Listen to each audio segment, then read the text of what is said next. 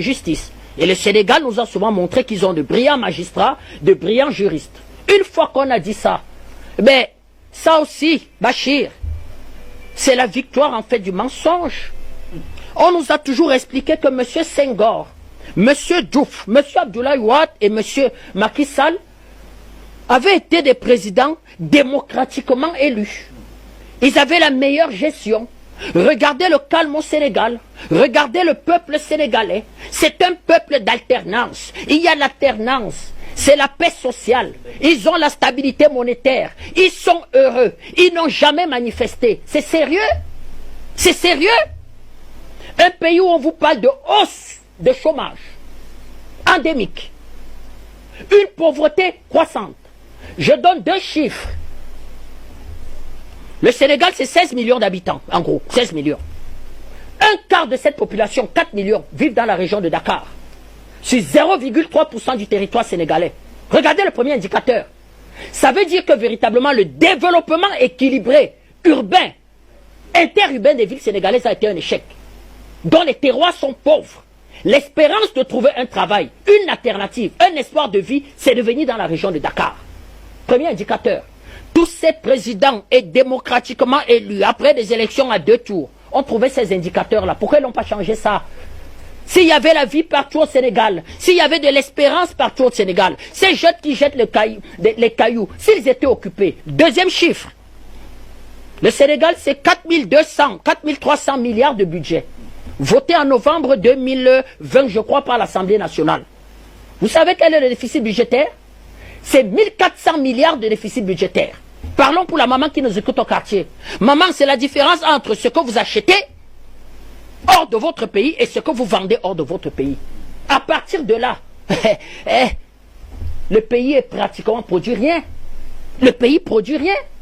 Quand vous savez que 70% de la population sénégalaise est engagée dans le secteur primaire, qui contribue à hauteur seulement de 17% du produit intérieur brut.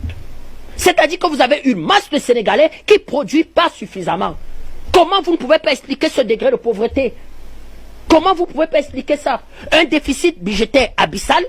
Aucun gouvernement sénégalais n'est venu véritablement mettre de véritables réformes structurelles pour amorcer et pour modifier ça. Aucun.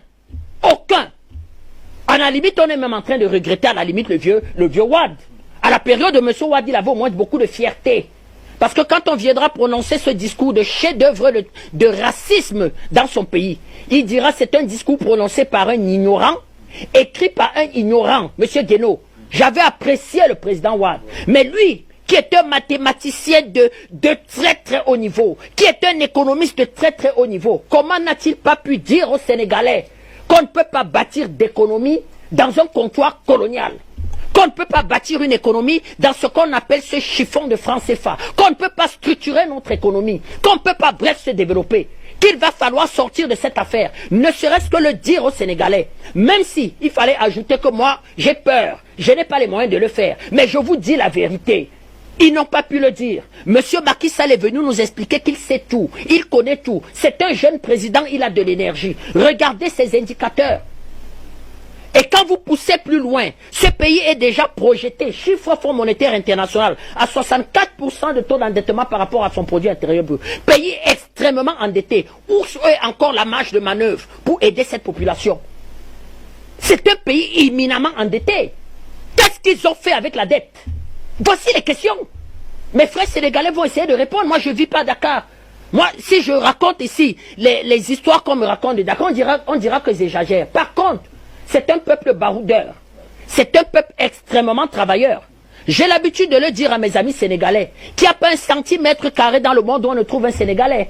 Je les ai rencontrés dans des endroits les plus insoupçonnés, même au Cameroun. Je dis que, qu'est-ce que tu fais là? Il dit, je travaille. Et ils sont adoptés, ils sont acceptés. Regardez à quoi est réduit un peuple. Donc c'est le rejet d'une société, c'est le rejet d'une façon de faire, c'est le rejet d'une politique, c'est le rejet tout simplement, comment je vais dire, que des hommes politiques qui ont été incapables. Alors, à ce niveau justement, quand vous le dites, vous avez cité un certain nombre de dirigeants qui ont précédé Macky Sall, y compris Macky Sall lui-même, et on voit Ousmane Sonko qui est anti-système. Est-ce que cela justifierait donc la position de ces partisans qui disent qu'on essaye juste de l'écarter? Mais qui étaient les parrains de ceux que j'ai cités? Mais c'est ceux véritablement qui tiennent les rois de l'économie sénégalaise. Vous savez que le Sénégal sera bientôt un grand producteur de pétrole et de gaz. Tout à fait. Ils ont commencé à exploiter le pétrole et le gaz. Où va l'argent du pétrole et du gaz? Où va l'argent du pétrole et du gaz? Au début de la pandémie, M. Macky Sall va crier « Oh, je vais lancer un plan de riposte de 10 milliards !» Moi, je vais sursauter. Je veux me dire, mais il va lancer un plan de riposte. C'est là où je vais commencer à m'intéresser aux indicateurs économiques du Sénégal. Je veux me rendre compte qu'il n'a pas de fonds de pension. Il n'a pas de réserve. Mais comment il va faire?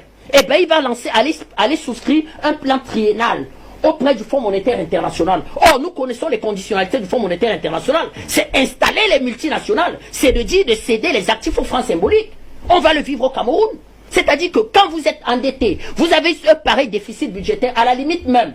J'ai envie de me dire que si on ne va pas voir la France demain demander à l'UMOA de dévaluer, parce que c'était les raisons de la dévaluation en 94 ici. On nous expliquait que les déficits budgétaires sont abyssales, on nous expliquait qu'il n'y a pas de taux de croissance et que l'endettement est énorme. Eh bien, il faut dévaluer. On en est dans une situation extrêmement terrible. Or, le Sénégal, c'est un pays leader de l'UMOA.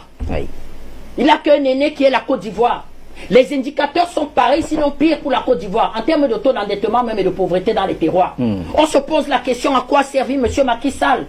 La corruption est endémique, à n'en plus finir. Pourtant, il y a quand même un certain nombre d'atouts. Il y a une population relativement dynamique. Extrêmement dynamique. Il bénéficie encore du soutien de ce qu'on peut appeler les instances étant le Fonds monétaire et la Banque mondiale. Mais il n'a pas pu mettre cette jeunesse en mouvement et mettre tout simplement cette jeunesse au travail en faisant un effort de rompre avec le pacte colonial. Comment vous pouvez envisager des perspectives heureuses pour votre pays et vous vous habillez du pacte colonial? C'est-à-dire, à la limite même, il part s'agenouiller devant M. Macron. C'est lui qui va porter un gouvernement sénégalais pour dire qu'ils vont faire ce qu'on va appeler les conseils de ministres conjoints. C'était sérieux? Prendre tout le gouvernement sénégalais, le peuple sénégalais, aller faire allégeance et le donner gratuitement à M. Macron, au prétexte qu'il a vu la France faire un gouvernement conjoint avec Mme Merkel. Mais c'est Mme Merkel qui tient la politique monétaire de l'Union européenne.